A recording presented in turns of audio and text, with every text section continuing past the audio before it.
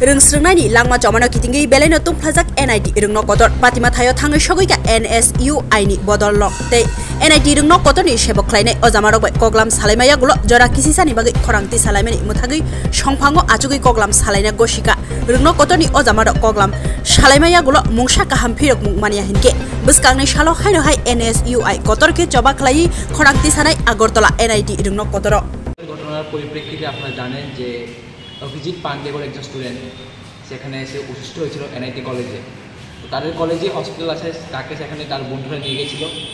সেখানে নিয়ে যাওয়ার পর হসপিটাল থেকে নেগলিজেন্সের কারণে তার শরীরের অবস্থা আরও ডিগ্রেড করে এবং যার কারণে সে তার বাড়িতে চলে যায় বহিরাজ্যে।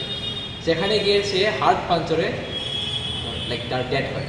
এরপর কলেজে তারা এর ডায়াগনোসিস সম্পূর্ণভাবে অস্বীকার করলো এবং তারা যারা স্টুডেন্ট আছে, যারা তার রুমমেট, তার বন্ধু, তার ব্যাচমেট, তাদের উপর প্রেসার ক্রিয়েট করলো তারা যেন স্টেটমেন্ট না দেয় কোনো কাউকে।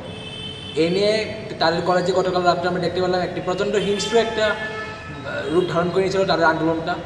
এরপর আজ সকালবেলা আমি আমার একটা NSUI প্রতিনিধি দল নিয়ে আমরা সেখানে ক্যাম্পাসে গেলাম, তাদের সঙ্গে কথা বললাম এবং আমরা তাদের সঙ্গে ধর্নায় বসলাম যাতে ডক্টর যারা ছিল প্রেজেন্ট তারা যেন স্টুডেন্টের কাছে অ্যান্সারেবল হয় এবং সেকেন্ড অফ অল যাতে একটা এনকোয়ারি কমিশন বসানো হয়।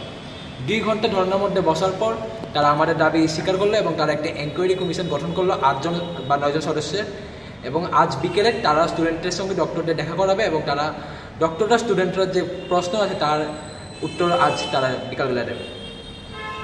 যদি তারপরে কোনো সমাধান না হয় তাহলে যদি তারপরে কোনো সমস্যার সমাধান না হয় বা কথার খিলাফ হয় তাহলে আমরা NSUI থেকে আবার সেখানে গিয়ে আন্দোলন করব এবং এবারের আন্দোলনের যে তীব্রতা সেটা অনেক গুণ বেশি হবে এবারের তুলনায়।